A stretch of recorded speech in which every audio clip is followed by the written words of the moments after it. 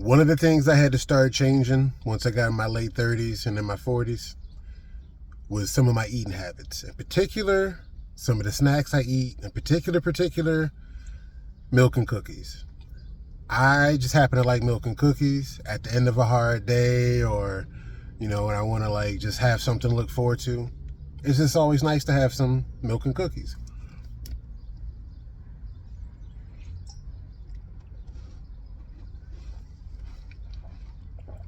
But here's the thing. I used to always eat it at the end of the day, near bedtime, laying down or getting ready to lay down, and two things started hitting me really hard that I had to change. Never noticed it in my teens and my 20s. When I got in my late 30s and in my 40s, most definitely. So I'm a young Gen-Xer. If you've seen any of my videos, I'm still in my late 40s. Clock is ticking though. But these are some of the things that I had to change in my 40s in particular.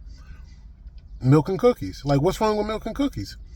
Here's two things that's wrong with milk and cookies as you start getting older that I noticed. Tell me if you got a similar experience.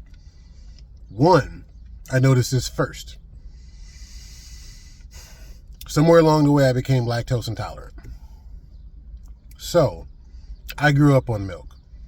I mean, cheese, milk, yogurt, all of that stuff, like all of my life. So, it's nothing. Like, I consume it like it's nothing, really.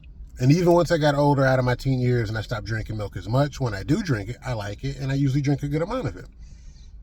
But it wasn't until somewhere in my 30s that I started realizing there was a cost to pay with drinking regular milk.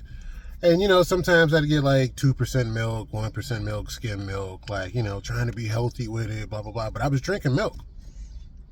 And then I'm wondering, like, what's going on? Like, why is my stomach killing me? Like, why am I explosive all of a sudden? Come to find out, it's lactose intolerant. So some people find that out earlier in life. Some people are actually allergic to milk and dairy. But some people find out early in life. I didn't. So it wasn't until my 30s that I started to realize, yeah, bruh, I need lactose-free milk. So that meant there was only a couple of type of milk brands, only a couple of type of milks that now I can get, that I can fuck with. So that means only particular places that I can go, and I still, I usually get 2%. If there's no 2%, then I'll get 1%. I usually don't get whole. But like, now I got to be in particular. And then what if it's organic? That might make it cost a little bit more. So you know how it goes. But it was a new adjustment I had to make. And then I had some young kids coming up when I was in my 30s, and I was partially worried about some of the stuff that might be in milk. I was hearing and reading stuff about how good organic milk was. So it was like, all right, well, bet for my kids, you know how it is as a father, as a good father. It's like, because of my kids, then fine. We'll start exclusively getting organic milk. But now, because I want to drink it too, it's got to be lactose free. So it's like, can you make it more expensive? Had to change it though. The second thing I discovered a little bit later, once I got in my 40s, was, and I discovered this from my doctor, that you're not really supposed to eat and then immediately go horizontal. Not really a good thing. Who knew that? Teenage diversified didn't know that. 20-year-old diversified didn't know that. In my 30s, no, didn't know that then either. So it was once I started having certain issues, I think it's called GERD, certain things, it was like, oh yeah, bro, you need to like eat probably earlier in the evening. 2, you need to probably wait maybe a good hour, some say 2 hours after you've eaten, to then go to sleep. Or like, you may not even go to sleep, you may just be horizontal. You may just lay down, be reading a book, stretch and relax and getting a tan. And then thirdly, certain things that you eat, they can activate things. I like spicy food. I don't eat it a lot, but I do like me some hot sauce, some Tabasco sauce. I mess around with a little Thai food every now and then. But it wasn't until going to a couple of doctor's appointments, and and you should have your doctor's appointments. You should advocate for your health. You should speak up and tell health providers what you need, what you're going through, so that they have more information, because they don't know. And sometimes you got to tell them 3, 4, 5 fucking times. Another story. Anyway, so I got a pretty good doctor, and yeah, he put me on point and was like, look, we're going to give you this and that to take care of this for the moment. But, bruh, you're getting older, man. He's a little bit older than me, so he's a Gen-Xer too. But he's like, look, bro, I mean, you can't do what you used to do. Like, you like milk and cookies, or even if it's not milk and cookies, it's just a snack period. Like, you had a hard day, or not a hard day, you just had a long day. You want to reward yourself. I think it's always important, a little side note, I think it's always important, mentally, spiritually, metaphysically, whatever, to have something positive, something to look forward to. So sometimes, in the everyday routine of life, sometimes it's not something super sweet that you're looking forward to.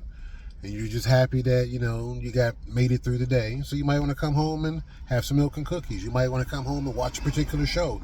You might want to come home and have sex. You might want to come home and not have sex. You might want to come home and have good conversation, whatever. But I think it's nice to have something to look forward to. So for me, most of my life, milk and cookies, nice little snack or something at the end of the night. It wasn't routine. It wasn't something I did every night or every other night. But it's like, I deserve that. So when I do it, it's nothing. And I didn't think about any consequences of it. I don't think I ever had any consequences of it. But somewhere in my late 30s, somewhere in my 40s, it was like, oh yeah, bro, you need lactose-free milk. So just go ahead and remember the various companies that do that, so you don't have to go searching for it all the time. And then secondly, if you're going to eat earlier, potentially eat lighter. If it's just a snack or something, you're already eating light. But you got to give yourself a certain amount of time before you can then go horizontal. So I've learned that. One of the other things this is not food related, but I've mentioned this before. Go check out some of my other channels. I mentioned this in some of my other channels. Once I hit my late 30s and then got into my 40s, like I said, I'm a young Gen-Xer, naps. I need naps, y'all. If I'm going to be out and enjoy myself and be doing stuff after 11 o'clock, I need a little nap somewhere before that. Give me at least an hour, maybe an hour and a half would be nice. And I can, it's like when you put sunlight and water on a flower, you just start to. So that means if I'm going to be doing something, if I'm going to be up at night, then might need a little nap. But if I'm going to be up and out, then, might need a little nap. You got to put a little something on your belly if you're going to go out and be drinking. If you got older, you should know that. But that means I got to eat a little bit earlier, a little bit lighter. Can't go immediately to sleep or lay down. And if I'm going to be trying to hang, I need a nap. I didn't have to do all of that when I was younger. I didn't have to go through a damn itinerary, a checklist. But that's what you got to do when you get a tad bit older. There's some people older than me, got to do a little bit more. And there's some people that's young knuckleheads think they ain't got to do shit.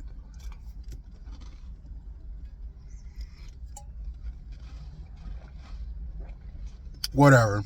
But it's your boy Diversified. I holla at you. Eat light. Don't go to sleep right away.